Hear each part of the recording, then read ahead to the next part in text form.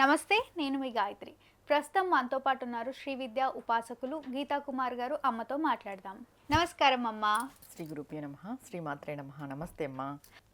అమ్మ, జూలై 29 తారీఖు ఆషాఢ గురు పౌర్ణిమ. మళ్ళీ ఆ రోజుని ఎలా వినియోగించుకోవాలి అని అంటారు? చీకటిని తొలగించి జ్ఞానాన్ని ప్రసాదించే రోజుగా భావిస్తూ ఉంటాము.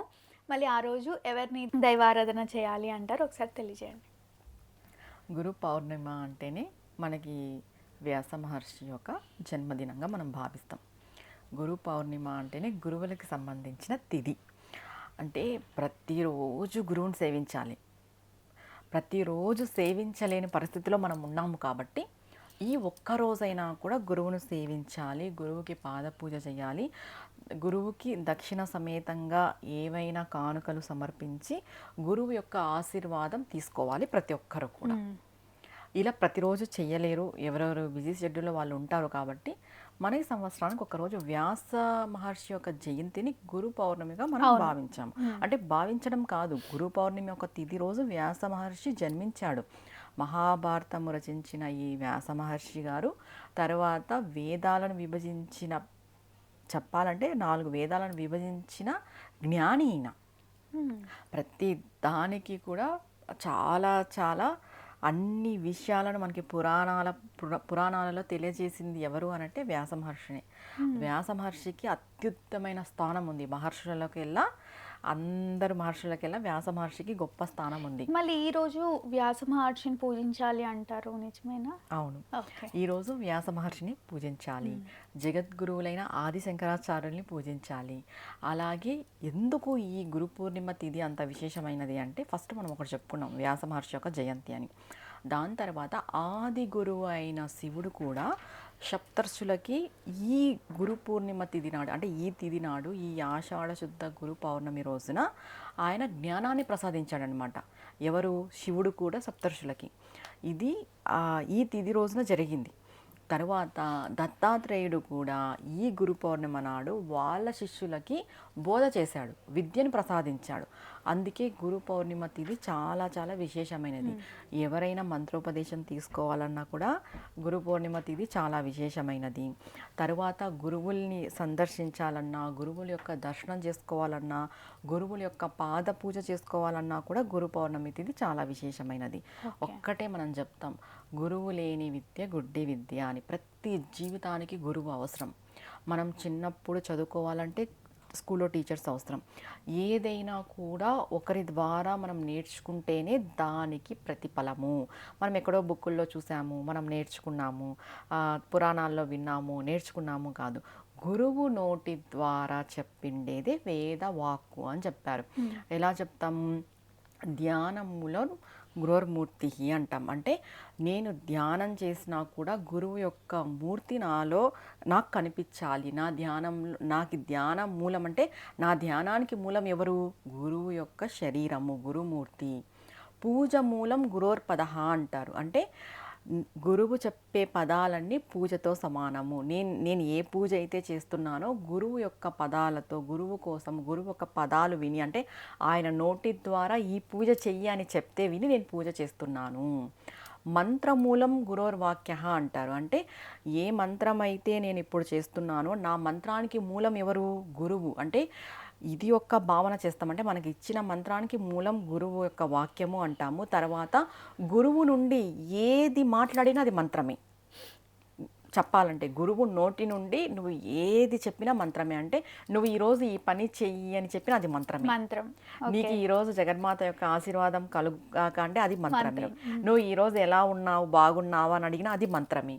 నువ్వు ఇది తిను అన్నా అది మంత్రమే. అంటే గురువు నోటి నుండి ఏ పదము వచ్చినా కూడా మంత్రంగా భావించాలి. ముక్తి మూలం గురోర్ కృప. అంటే నువ్వు ఎప్పుడైతే ధ్యానానికి గురుమూర్తిని ఎంచుకుంటావో, నీ పూజకి గురువు యొక్క పదాలను, అంటే గురువు కోసం పూజ చేస్తావో, గురువు యొక్క వాక్యాలను నువ్వు మంత్రంగా భావిస్తావో, అప్పుడు గురువు యొక్క కృప కలిగి నీకు ముక్తి లభిస్తుంది. ముక్తి మూలం గురోర్ కృప అంటారు. అంటే గురువు యొక్క కృప ద్వారా నీకు ముక్తి లభిస్తుంది అని చెప్తారు. ఇన్ని ఉన్నాయి మనకు గురువు ద్వారా లభించేవి. అంటే గురువు యొక్క అవసరం ఎంత ఉంది చెప్పు జీవితానికి. గురువు లేని విద్య గుడ్డి విద్య అని ఎందుకు అన్నారంటే, మనకి విద్యాపరంగా గురువులు అవసరం, ఆధ్యాత్మిక పరంగా మరీ మరీ అవసరం. ఆధ్యాత్మిక గురువులు ఈ కాలంలో దొరకడం చాలా అరుదు. దొరికిన వాళ్ళని ఖచ్చితంగా మీరు ఉపయోగించుకోండి, వినియోగించుకోండి. గురువుతో చాలా శ్రద్ధ, భక్తి, ప్రేమ, విశ్వాసంతో నడుచుకోండి. ఓకే. ఎవరైనా సరే ఇప్పుడు ఎలా అయిపోయినారంటే, గురువు ద్వారా ఒక మంత్రం తీసుకుంటారు, గురువు ద్వారా ఒక విద్య నేర్చుకుంటారు, అయిపోయి మనకి గురువుతో పని లేదు, నేనే గురువు అని అనుకుంటారు.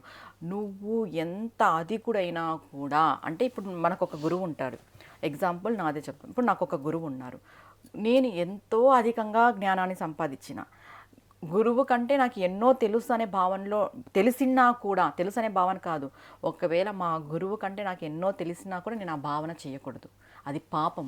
ఎందుకు? నా గురువు కంటే నేను ఎప్పుడూ తక్కువే, నా గురువుతో నేను ఎప్పుడూ నేర్చుకుంటూనే ఉంటాను, నా గురువు ఏ పదం చెప్పినా, ఏ వాక్యం చెప్పినా అది నాకు మంత్రంతో సమానం అని నేను అణిగి మణిగి వాళ్ళతో నడుచుకోవాలి. అది సాంప్రదాయం, అది గురువు శిష్యునికి ఉన్న సంబంధం. గురు శిష్యులు అంటే ఇక్కడ వేరు వేరు కాదు, గురువే శిష్యుడు, శిష్యుడే గురువు చెప్పాలంటే. అలాంటి గురు పౌర్ణమి తిథి నాడు మనం ఏం పూజ చేసుకోవాలి, ఏ స్తోత్రం చేసుకోవాలి అని అంటే, గురువులు ఉన్న వాళ్ళు ఖచ్చితంగా మీరు వాళ్ళ పాదసేవ చేసుకోండి. ఓకే. గురువులు ఉన్నవాళ్ళు. గురువులు లేని వాళ్ళు ఏం చేసుకోవాలి అంటే, మనకి ఆది గురువు శివుడు. ఆ రోజు మనం ఏం చేస్తాము అంటే, శివాయ గురవే నమః ఈ మంత్రాన్ని అనుకోవడము. తర్వాత ఆది శంకరాచార్యులు రచించిన తోటకాష్టకము చదువుకోవడము, దాని తర్వాత గురుపాదుకా స్తోత్రం చదువుకోవడము, లేదంటే దత్తస్తవం చదువుకోవడం, అంటే గురువుకు సంబంధించిన స్తోత్రాలు, దక్షిణామూర్తి స్తోత్రాలు చదువుకోవడము, లేదా దక్షిణామూర్తి నమః అని అనుకోవడము.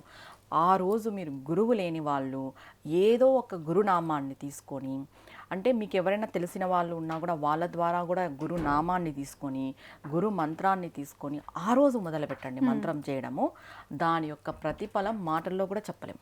చదువుకునే పిల్లలు ఎలా వినియోగించుకోవాలి? చదువుకునే పిల్లలు కూడా వాళ్ళ టీచర్స్ ఉంటారు కదా, స్కూళ్ళల్లో టీచర్స్ ఉంటారు కదా, వాళ్ళకి ఖచ్చితంగా పాదసేవ చేసుకోవాలి ఆ రోజు. అంటే పాదసేవ చేసుకునే వీలుంటే పాదసేవ చేసుకోవచ్చు, ఆశీర్వాదం చేసుకునే వీలుంటే ఆశీర్వాదం కంపల్సరీ తీసుకోవాలి. వాళ్ళ పాదాలని గురు పౌర్ణిమ రోజు వాళ్ళు తాకాలి, స్పృశించాలి, పాద స్పర్శ చేయాలి. ప్రతి శిష్యుడు కూడా, శిష్యురాలు కూడా గురువుల యొక్క పాద స్పర్శ ఆ రోజు పొందాలి. వాళ్ళ పాదాలను తాకాలి, వాళ్ళ ద్వారా ఆశీర్వాదం కూడా తీసుకోవాలి. గురు పౌర్ణమి తిథి రోజు ఎవ్వరు కూడా ఇది మిస్ అవ్వద్దు. గురువులు ఉన్న వాళ్ళు వాళ్ళ ఆశీర్వాదం తీసుకుంటే మీ జీవితం ఎంత ఎత్తుకి వెళ్తుందనేది అది మాటల్లో కూడా చెప్పలేం. ఎందుకంటే ఒక్క పర్సన్కి గురువు ఉన్నాడు అని అంటే, ఆ గురువు పైన నమ్మకం ఉంటే వాళ్ళ జీవితం ఎంతో ఎత్తుకు వెళ్ళిపోతుంది. ఆ గురువు మీద నమ్మకం ఉండాలి అంతే. మనం ఏం చెప్తాము, బ్రహ్మస్థానే కృత పాపం అని చెప్తాం. అంటే విష్ణుస్థానే వినశ్యతి అని చెప్తాం. అంటే బ్రహ్మస్థానంలో నువ్వు చేసిన పాపం ఏదైనా ఉంటుందంటే విష్ణుస్థానంలో వినశ్యతి అంటే వెళ్ళిపోతుంది, విష్ణువు దగ్గరికి వెళ్తే నువ్వు వెళ్ళిపోతుంది. విష్ణుస్థానే కృతం పాపం శివస్థానే వినశ్యతి అంటారు. అంటే విష్ణు స్థానంలో, అంటే నువ్వు విష్ణువు దగ్గర ఏదైనా పాపం చేసావు అనుకుందాం, శివుడి దగ్గరకు వస్తే అది క్షమించేస్తాడు శివుడు, ఆ పాపాన్ని తీసేయగలుగుతాడు శివుడు. శివస్థానే కృతం పాపం గురుస్థానే వినశ్యతి అంటే నువ్వు బ్రహ్మ విష్ణువు శివుడి దగ్గర చేసిన పాపాలన్నీ గురువు దగ్గర వెళ్ళిపోతాయి. నువ్వు గురువు యొక్క పాదాలను పట్టుకోవడం ద్వారా, గురువు యొక్క పాదాలను ఆశ్రయించడం ద్వారా, గురువు యొక్క ఆశీర్వాదం పొందడం ద్వారా ఆ పాపాలన్నీ తొలగిపోతాయి అంటారు. గురుస్థానే కృతం పాపం నా వినశ్యతి అంటే గురువు దగ్గర నువ్వు ఏదైనా పాపం చేస్తే దానికి నాశనము లేదు, వినాశనము లేదు. ఏ దేవుడు కూడా ఆ పాపాన్ని తీసివేయబడడు, ఆ పాపాన్ని నువ్వు అనుభవించాల్సిందే. అందుకే గురువుల దగ్గర చాలా వినయంగా నడుచుకోవాలని చెప్తారు. గురువు ఒక్కొక్కసారి తిట్టినా అది వాళ్ళ మంచికే తిడతారు, వాళ్ళ మంచికే భావించాలి కూడా. ఎందుకంటే గురువు యొక్క వాక్యమే మంత్రము. గురువు ఏది మాట్లాడినా మనం మంత్రము అంటున్నాం. గురువు నోటి వెంట ఏ పదం వచ్చినా అది మంత్రంతో సమానం. అట్లాంటి గురువు నోటి వెంట ఏదైనా ఎప్పుడైనా తిట్టినా అవి మనం ఆశీర్వాదంగానే తీసుకోవాలి. గురువు దగ్గర పాపము చేస్తే దానికి వినాశనము లేదు, దానికి వినశ్యతి లేదు. ఎక్కడ కూడా ఏ దేవుడు కూడా దాన్ని తీసివేయలేడు, నువ్వు అనుభవించాల్సిందే ఆ పాపకృతం అనేది.